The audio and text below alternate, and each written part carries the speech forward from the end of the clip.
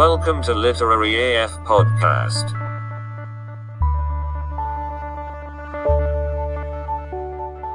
Hi, and welcome to the worst podcast called Time to Read. Just kidding. It's not very nice. Your heroic best friends from Literary AF, rival podcast to Time to Read. I like how we have a rivalry with this podcast and they don't even know we exist. They might know we exist. I've never listened to an episode, to be fair. Maybe they talk about us just as much as we talk about them. They could be making fun of us the entire time. Oh, those horrible, horrible people. Welcome to Literary AF. My name is Sheldon. I'm Danny. And we are here to talk about, well, usually we talk about books. Today we're talking about short stories, which are like books' little brothers. Yeah, I guess. We thought we would take a break from all the Twilight. Yeah. Danny's brain can't handle more of it. Oh, I'm dying. I'm not rereading it, so. It's like those books are the vampires and they're draining my will to live. Well, today we are talking about short stories because they are easy to read. Mm-hmm. I have some that I really like from when I was in university. And I hadn't read any of them. So. Yeah, I feel like short stories are the type of thing where, like, if you're in university and you're forced to read them, you can find a bunch of cool ones. But otherwise, it's like, people don't know about them. Or, like, you might have heard of them. Or, like, you might know, like, the Owl Creek or whatever, where the guy jumps off the bridge. Do you know that one? No, I don't, actually. Incident at Owl Creek, I think it's called. Okay. It's another good one. Okay. I feel like, actually, if you read it, you would know it. You'd be like, oh, it's this thing. Yeah, probably. But these are just a random assortment of short stories that I enjoy or that have stuck with me through my time in university. Mm-hmm. Some of them I don't exactly like, but they really like resonate with me in some way. Like we're going to talk about A&P by John Updike. I have words about that one, so. And it's not like I don't like it, but it's like it's firmly like burnt into my memory. Right.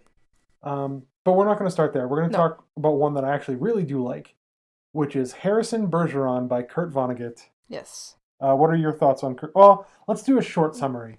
So the setup for Harrison Bergeron is that it's a dystopian future where everybody who like is better than other people at something have been given a handicap. Yeah. So like people who are really smart have like a noise that plays in their ear every 20 seconds so they can't think straight. Yeah, it disrupts people who their are thoughts. strong are like wearing bags of birdshot to weigh themselves down so they're not as strong as they should be and stuff like that. Yeah, it's like kind of the whole idea that like, you know, we don't want people to feel bad about themselves. And somebody who is exceptional at something will shame someone who is mediocre at something. Right. So we want everyone to be on the equal playing field, but like, whereas like kind of the equality doctrine is like we should be raising everybody up. This is like, what if instead we lowered everybody to the same standard? Yeah, pretty much. And then there's a couple watching TV. Yes. And there are some girls dancing, but they're dancing horribly because they're weighted down and they have masks on because anybody who's pretty has to wear an ugly mask. That's true. Yeah. And the musicians aren't very good at what they're doing. Yes. But they're trying their best. We'll get into the thoughts on it, but just to do this summary. And then along comes a young man named Harrison Bergeron. Yeah. Who is the son of the couple watching the TV. Yes. And he is the most exceptional man to have ever lived. Yes. No amount of society weighing him down can actually detract from how great he is. He's like 7 feet tall or something, and every time they put a handicap on him, he just like breaks through it. Yeah, like they can put like 600 pounds on him to weigh him down, and then the next day he's strong enough to like carry the weight or like he can throw it off or whatever. Yeah. And then he tries to lead a revolution, and he frees the most beautiful ballet dancer and rips her mask off. And how does it end, Danny? And then they both get shot and killed, and everybody resumes their normal life. I think they're shot by the Minister of Handicap, right? Or something. Yeah, that's right. Yeah. And so it's kind of like some fun poetic.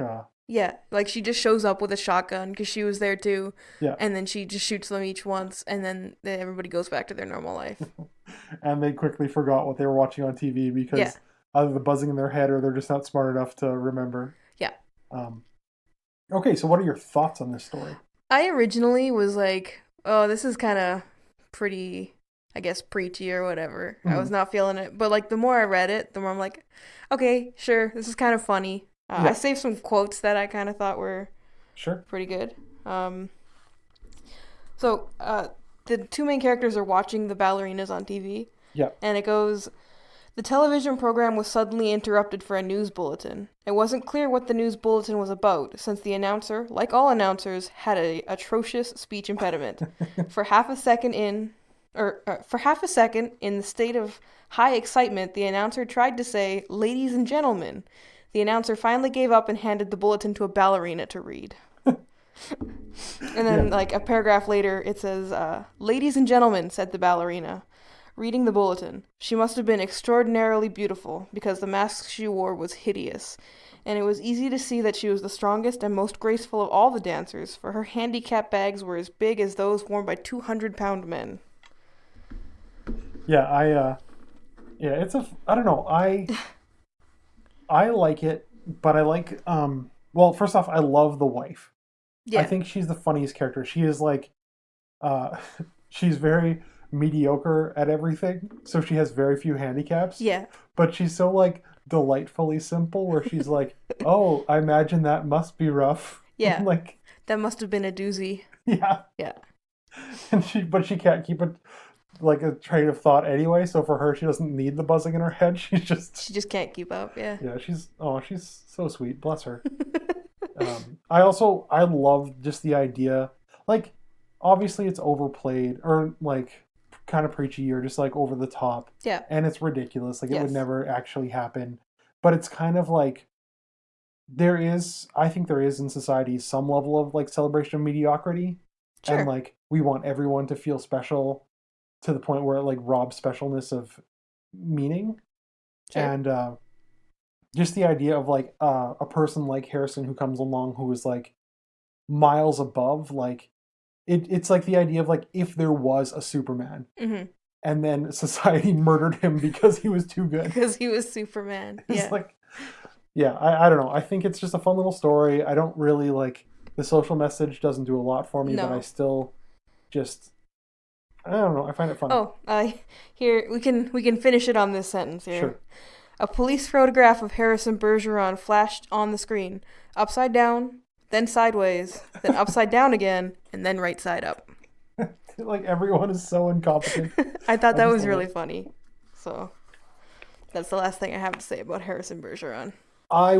Would you suggest that people read it? Sure. It takes like 10 minutes to read. It's worth it if you have 10 minutes. Yeah. Wait for a bus or something. A lot of these stories are very short. Like, you can read them in 5-10 minutes.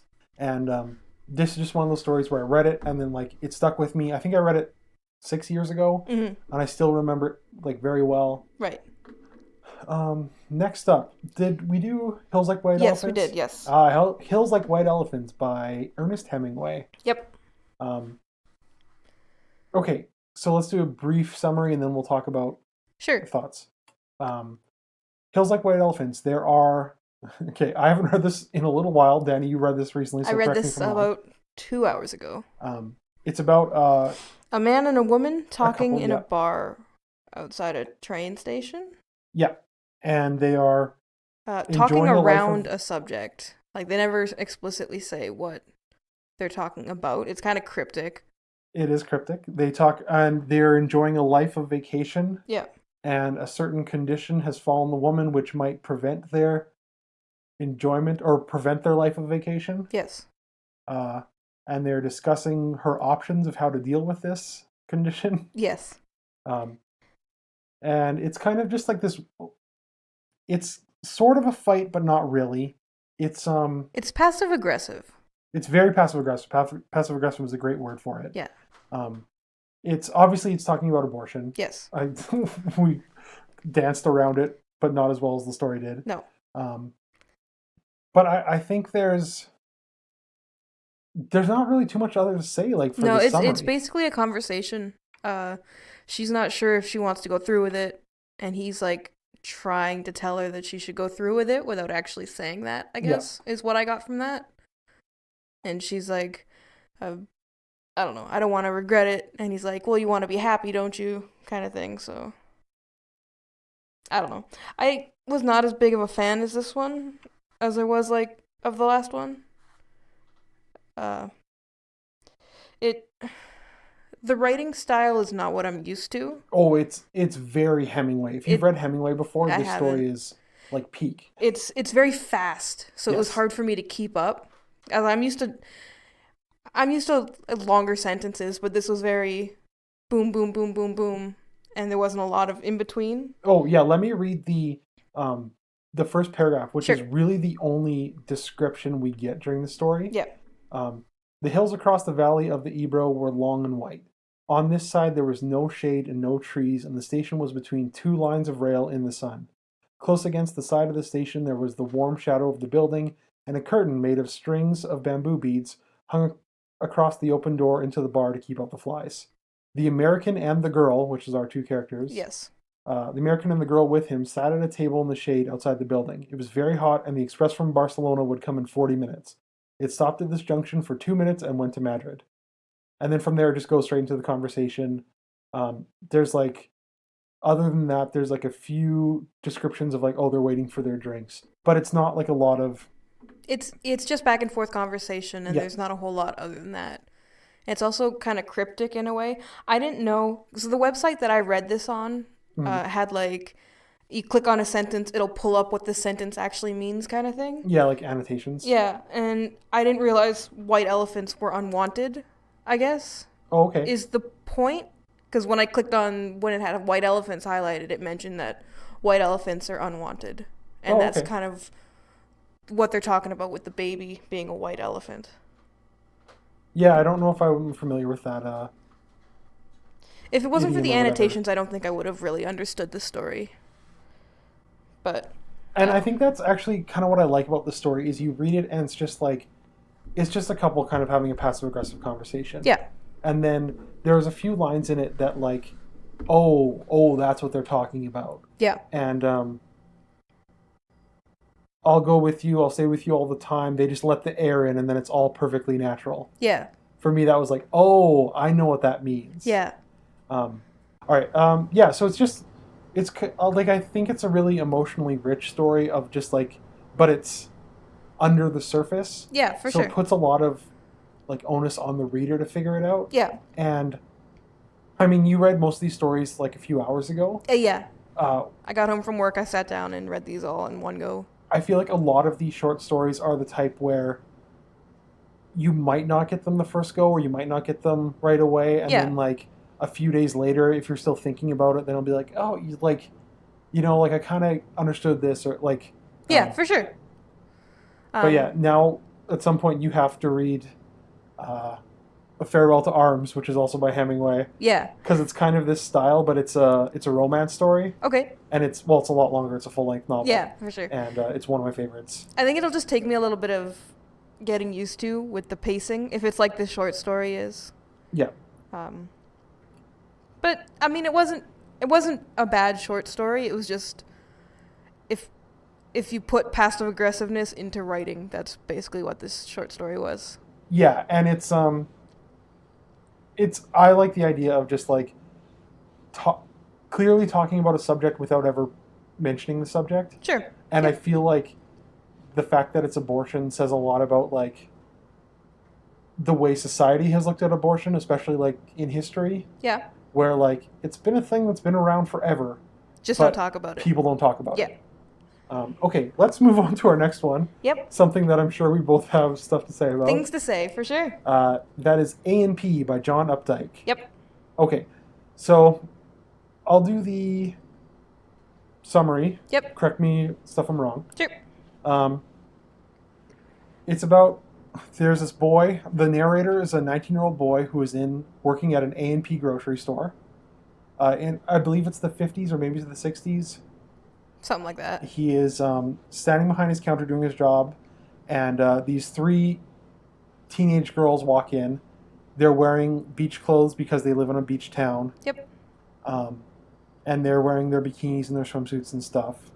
He is ogling them and objectifying them the entire time. Yep. it's stuff I wouldn't.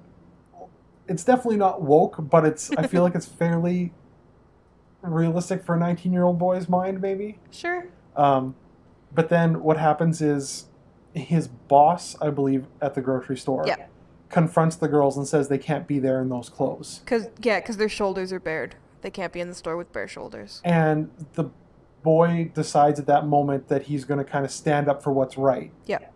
And, well, stand up for the girls. Yep. And one girl in particular. The other ones he doesn't Queenie, care about. I think he calls her. Yeah, he calls her Queenie. And he tells his boss off. I can't remember what he actually says. Do you remember? He just says, I quit. Oh, he doesn't actually... Okay. He says, I quit. You shouldn't have embarrassed them. You shouldn't have embarrassed them. And then he takes off his apron. That's what it was. Yeah. And then he leaves and tries to chase after them, but they're already gone. He doesn't even try to chase after them. He, like, turns around and they're already gone. Yeah. Yeah, he's still in the store.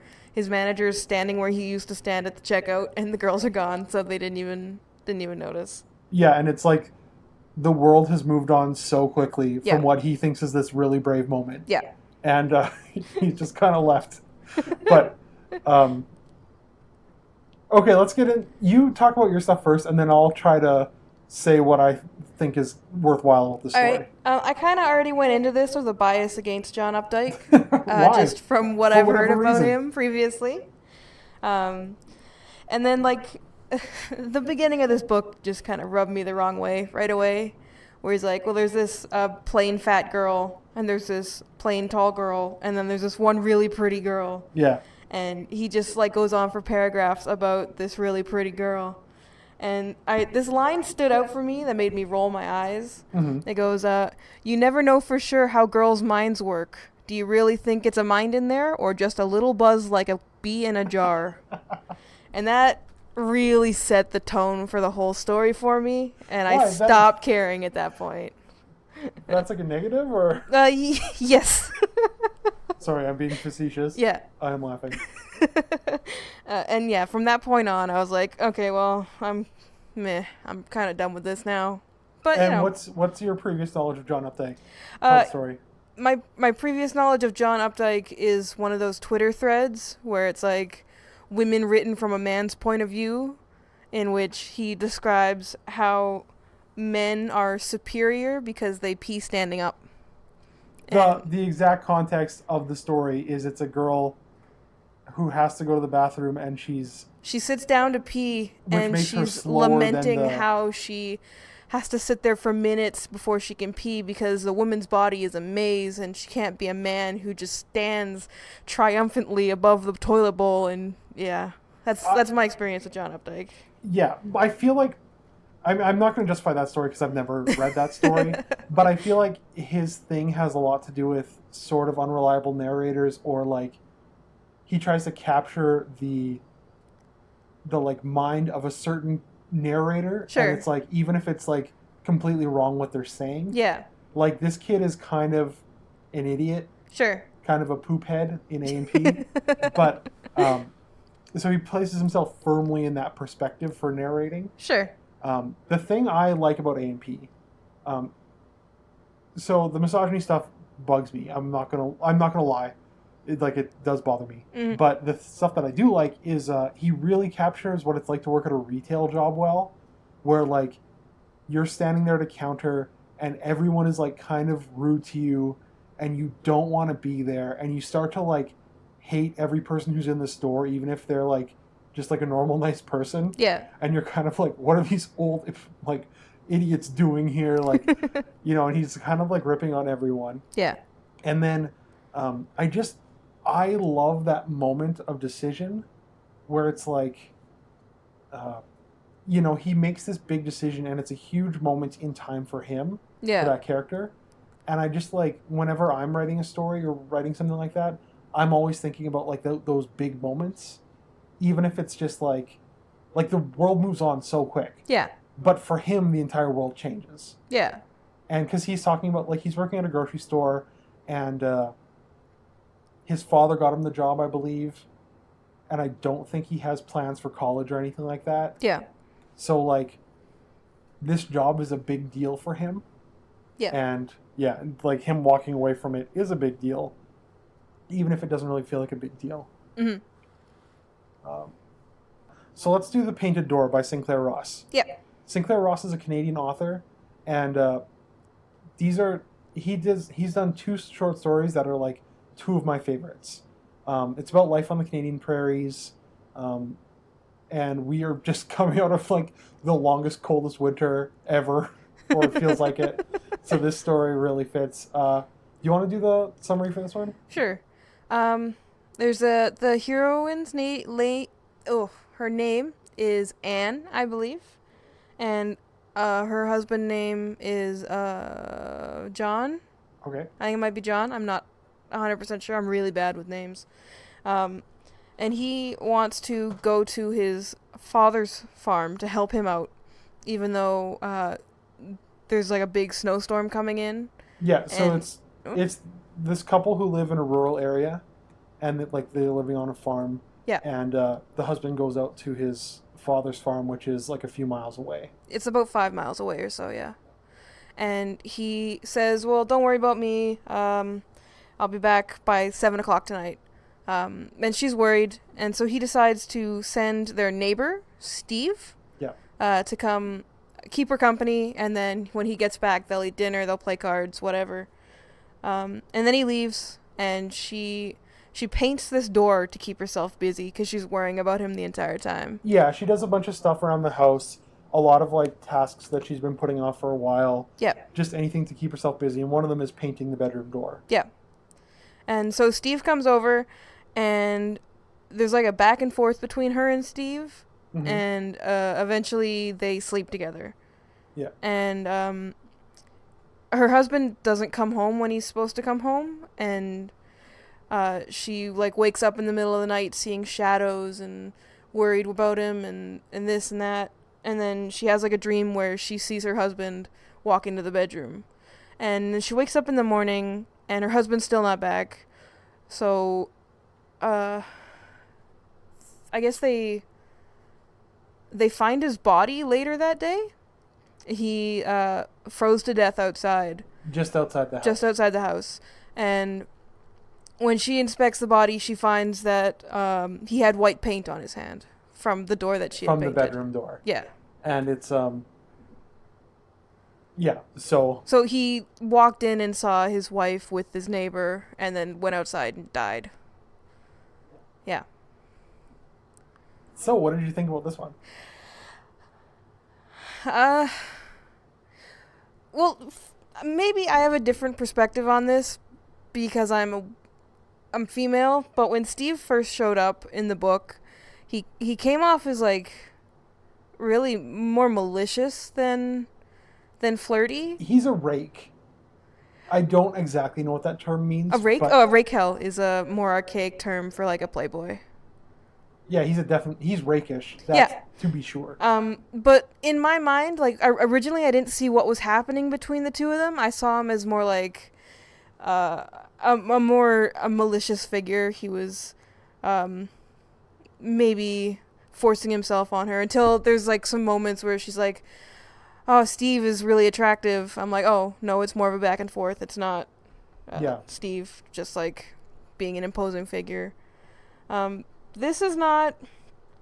The story was good. The story I feel like is going to stick with me for a while, for sure. Yeah. This is not the kind of thing I would seek to read on my own. This is not... I've mentioned before that I read for the feel-good feelings. Oh, yeah. And I read for the, like, horrible pit of despair. Yeah. So I was hoping that this book would have a happier ending than it did. But, you know, it's not that it was bad. I still... It makes me think, and I'm going to think about it for a while for sure. Yeah. But this just isn't something I would seek out to read on my own. Yeah, no, I do like stories with sad endings, and I like, it's... Mystery is not the right term for it, but it is, like... It's not, like, the ending is kind of mysterious, I guess. Mm-hmm. Or, like, you kind of don't really know what's happening until the very end. Yeah. And for me, like, I love that kind of stuff. Yeah. Yeah, like with the dream, and then the whole paint smear on the fence or whatever, or paint smear on his hand. It was on his hand, yeah. Like that to me is like I saw it coming at the very end. Yeah. But it's just like that weird confirmation of like, oh, like the way the author presents it to me was just like really like, I don't know, he just nailed it with that like. Yeah, it was because it was like the second to last sentence where it's like she saw the paint on his hand and then the story ends. So it doesn't really have to elaborate any more than that. It just kind of leaves you with that feeling. Yeah, the last paragraph is, it was later, when they had left her a while to be alone with him, the body, that she knelt and touched his hand. Her eyes dimmed, still it was such a strong and patient hand. Then, transfixed, they suddenly grew wide and clear. On the palm, white, even against its frozen whiteness, was a little smear of paint. Yeah. And then it just leaves you on that note. And it's just this, I don't know, and somber for me, note. Like it, I mean, other than the ending, because the ending is something that's very memorable and sticks with me. Mm-hmm. But the like lead up to the ending, I feel like it captures like it captures the feeling of solitude so well. Sure, for sure. And like, here's this woman who's like left totally alone. And if you've ever been in a rural place where there's like nobody within miles of you, Mm-hmm. and like especially during the wintertime when you're like almost stranded there, like there is a sense of like, not doom, but just like, it's like an intense loneliness that's just like, you almost like start to panic because there's nothing you can do, there's nowhere you can go. Yeah. And like she would be freaking out about her husband all day because he's walking miles. He says at the beginning that the horses won't make it through the snowdrift, so he has to go by foot. Yeah. I think this story is supposed to take place in like the 30s or the 20s. Sure. A lot of his stories are like, I think they're pre-World War II. They're definitely pre like in like not everybody has cars and stuff, and like Yeah. you know, like you can't just drive from neighbor to neighbor all the time. Yeah. And yeah, like the whole thing with Steve, I think you're supposed to not like him. I think like he's set up as somebody who's kind of unlikable, but like at the same time you can understand why Anne would want to sleep with him. Sure. And like I think too it's like the whole goes back to the whole loneliness thing of like, I don't think she turned to Steve because she was in love with Steve or because Steve wooed her in any way. No. I think it's just that here she was so isolated from everything, and like he's almost preying on her in a moment of like emotional weakness. Yeah, he absolutely is. And like I like to, it doesn't say what Steven thinks after John dies, but I have a feeling that like he just goes home. Steve just goes about his day, and it's kind of like, oh, it's too bad my friend is dead. Yeah, pretty much. That's the impression that I got for sure. Yeah. And yeah, I don't know if it's he felt like coercive, where he's like, oh, well, you know, your husband's not coming back tonight if he's not back by now, you know, so let's just enjoy the evening together. And she's like, well, but my husband, I'm worried about him. And he's like, he's fine. He probably stayed at his dad's farm. So yeah, she like the whole time she's like conscious of what she's doing, and she doesn't like, I don't want to say she doesn't want to do it, but she's like, she's feeling the conflicting emotions. Yeah. But he just seems so like instantly down to cheat that she's just like, well, I mean, if he's so okay with it, then I should be okay with it. Yeah. And but yeah, no, I just, for me it's like the winter, the way it captures the winter and the prairie, and like it's a setting I feel like you don't get to see too much in stories. Sure. Like our homeland kind of thing. And for our last story, we are going to talk about The Black Cat. Is it called The Black Cat? By Edgar Allan Poe. Edgar Allan Poe. So Black Cat is about a man who likes animals, and he marries a woman who also likes animals, and they adopt a lot of animals together, one of which is a black cat named Pluto. And Pluto is the only thing in this story to get a name. Yes. But anyway. And Pluto loves him and follows him around everywhere, but he is a horrible drunk, and he throws a fit, and he picks up Pluto and cuts out one of his eyes. So, okay, we should just to do a little thing. He starts the story by saying that like basically alluding to the fact that he's on, like, waiting for the gallows. Yeah, Like, he's about to be hung. he's in prison. And his drunkenness, like, he starts to abuse, like, all the animals, but I think Pluto just, like, keeps getting caught under his feet. Yeah. But he loves Pluto. He doesn't want to hurt Pluto. Yeah. But he's got these violent urges. Yeah, because he drinks way too much. And there's a lot going on with this character. Yeah. But yeah. So he cuts out Pluto's eye, and then from then on, Pluto starts avoiding him. And that makes him more upset that Pluto basically runs whenever he enters the room. So he takes Pluto and he hangs the cat in a tree outside his house. And then that night or the next day, the house burns down. And on the one remaining section of the house that didn't burn, there is a silhouette of a cat with a noose around its neck burnt into the wood. Yeah. And they move on. They move somewhere else. And he encounters a cat at a bar one night. It's a black cat with a white patch on its chest. Yeah. And the cat follows him home. He befriends the cat. And then he starts coming to despise the cat a lot. And it gets to the point where he attempts to kill the cat with an axe, and his wife steps in. So he hits his wife with the axe instead and kills her. Mm-hmm. And what he does is he buries her body in the wall. And from that point on, he doesn't see the cat anymore. 4 days later, the police have showed up, and they're looking for the woman who's missing. She doesn't have a name throughout the whole thing. And, no, nobody but Pluto gets a name in this story. They look for her, and they don't see any traces of her in the house, and this main character is, like, bragging about how nice and sturdy his house is, and there's nothing here for them to see, when they hear a wailing coming from the basement wall. And they break open the basement wall where he buried his wife, and they find the cat with the body. And so the cat ends up being the reason he gets arrested and waiting for the gallows. Yeah. And, oh man. Okay, I love the story. Yeah, this one was really good. I didn't want to talk about this one. So, where to start? Oh, I just want to say too, the other cat, the non-Pluto cat. Yeah. He thinks that it's like a ghost cat, or like it's Pluto returned from the grave. And then he starts to see the white patch as like the gallows themselves. Yeah. And, like that's, when he goes to, he doesn't kill the cat out of rage, or he doesn't try to kill the cat out of rage. It's out of fear. Yeah. The first cat he killed out of anger. Yes. But this one, he's like terrified of this thing, and he calls it like the abominable beast, and like the beast that was the cause of so much wretchedness. Yeah. And oh, it's so delightful. Okay, what do you want to talk about? First off, I felt real bad for Pluto. Yeah, poor Pluto. Poor Pluto. This guy's drinking problem.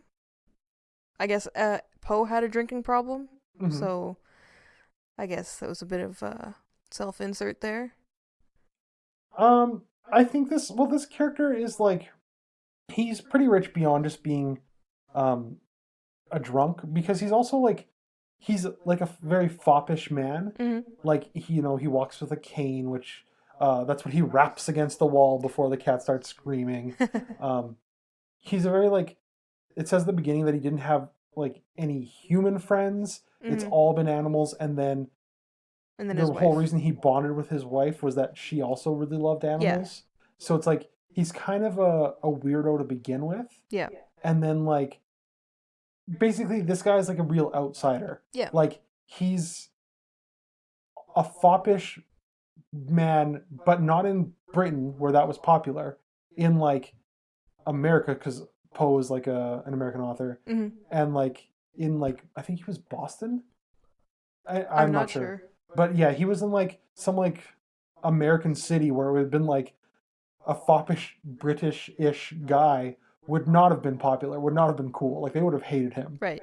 And like the whole way his character is portrayed is just like a huge outsider. Yeah. And then his alcoholism. Oh, and he has a monkey, which I thought was delightful. They do mention he has a small monkey. But yeah, he's kind of like a weirdo and outsider. And then like, as he drinks, he like takes out all of his frustrations on his pets. And yeah, he beats all of his pets when he gets drunk. Except for Pluto. If you've never read Poe before, Poe is a really good like, I feel weird using horror, but he kind of like, It's more like a suspense. Yeah, he's the one who like started the murder mystery genre. It's American Gothic is a fun word for him. I feel like most people read Poe in high school. At least I did. So The Raven. The Raven and the one with the Telltale Heart. Oh, Telltale Heart. Yeah. Yeah. The only thing the story's missing, in my opinion, is it doesn't have the moment like in Telltale Heart where it's like, curse the beating of, or whatever the the beating of the wretched heart or whatever it is. But I love the. So I just want to read like 2 paragraphs and then we'll probably Close get ready it out. to end because we're going over time. Yep. So these are the paragraphs right before he gets caught, and they're so good. Gentlemen, I said at last as the party ascended the steps, I delight to have allayed your suspicions. I wish you all health and a little more courtesy. By the by, gentlemen, this is a very well constructed house. In the rabid desire to say something easily, I scarcely knew what I uttered at all. I may say an excellently well constructed house. These walls, are you going, gentlemen? So like, the police aren't listening to him. Yeah. He's just like yammering on, and the police are like, let's get out of here. These walls are solidly put together, and here, through the mere frenzy of bravado, I rapped heavily with a cane which I held in my hand upon that very portion of the brickwork behind which stood the corpse of the wife of my bosom. But may God shield and deliver me from the fangs of the archfiend. No sooner had the reverberation of my blows sunk into silence than I was answered by a voice from within the tomb, by a cry, at first muffled and broken, like the sobbing of a child, and then quickly swelling into one long, loud, and continuous scream, utterly anomalous and inhuman, a howl, a wailing shriek, half of horror and half of triumph, such as might have arisen only out of hell, conjointly from the throats of the damned in their agony and of the demons that exult in damnation. So, one thing that's fun about this story is, I said we were going to end it, but no, there's more to talk about. Okay. We'll go over time. It's not That's fine. the end of the world. Yeah. At the end there, the conjointly from the throats of the damned in their agony. So it's not just the cat screaming. Yeah. He starts screaming as well. Like when the noise comes from the wall, it like breaks him. Yeah. And like a wailing shriek, half of horror and half of triumph. Like the cat's not screaming out of triumph. You know what I mean? Like, yeah. And then afterwards he like passes out, he swoons. How much of the story do you think is like real? Or like, you know what I mean, like real within the context of the story? What's in his head? Yes, like because it's like a very subtle, unreliable narrator because there's a lot going on in this story where it's like, you know, was there actually the outline of the cat hanging burned into the side of the house? I feel How like did the house burn down? Was it just a coincidence? I feel like he was just delusional. I mean, cats, when they like people, they'll follow them around. It doesn't mean they're like haunting you. I feel like maybe there may have been a cat-like silhouette, but I don't think he was actually being haunted by his cat. No, I personally think what happened is after he cut out the eye of Pluto, I think that he went too far. I think that was like before he was drunk and he was beating things up and it wasn't a big deal. Yeah. But when he cut out the eye, it was like that was too far. The cat no longer trusted him. He realized that he like wrecked his relationship with the cat, and I think that's where he started to go mad. Basically his best friend, and he just couldn't handle it. Yeah. And I think that from that point on, everything he does or like everything he says is not reliable. No. I think, you know, the and also guilt too, was just like eating him up. He's also like pleading from the gallows or like from the prison. Yeah. Of like, oh, you know, this is the horrible things that I've done. Like I think he's like Poe's remembering that. But yeah, it's very like, you know, the cat with the white mark on his chest. Was it actually in the shape of the gallows or did he just imagine it? Like I mean, I lots of black cats have white spots on their chest. It's like tuxedo cats have like white bands going around their neck. I'm not denying the existence of the white spot. I'm saying, was it shaped like the gallows, or was it just a spot? No, I feel like that's just all in his head. It was probably a white splotch, and he just, like, the longer you look at something, it just, like, starts to shift, and I don't know. And I think, too, the whole killing of the wife thing, yeah. I think maybe he was trying to kill the cat and hit the wife, but at that point, he's so unreliable. I think maybe he just killed the wife, and this whole thing is just cover. Well, it says that he swung for the cat, and she grabbed his arm, and then in his anger, he turned around and buried the axe in her brain. Yeah. So, yeah, it could just be he killed his wife and blames the cat. Yeah. Something I did read, one of the annotations in my short story, was that Pluto is the lord of the underworld. I would definitely suggest Poe. If you've never read any of his murder mysteries, Murders on the Rue Morgue is solid. Although the ending is questionable for modern audiences. Most of us know that orangutan was not capable of that. But was an orangutan at all? Or was the... What's his face just lying? Anyway, we've gone way over time. I have no idea what you're talking about. This book sounds weird. No, it's really good. Okay, we've gone way over time. Okay. So we're going to do quick plugs in less than a second. No. All right. We got Twitter, LiteraryAFPod. We got Gmail, LiteraryAFPod@gmail.com. You can find us on Spotify, iTunes, and YouTube at LiteraryAF. Yeah. And give us a follow or whatever. Yep. Rate and subscribe, like and listen. You already listened. You listened. If you made it this far, congratulations. If you made it through this whole episode, give us a couple stars. No, don't. No, we're not asking for stars. I mean, we should maybe ask for a couple stars. We're not going to like beg. A couple stars for your time. No stars. No stars necessary. Thank you, sir. Whatever. This is Sheldon. Bye. Bye-bye. Bye.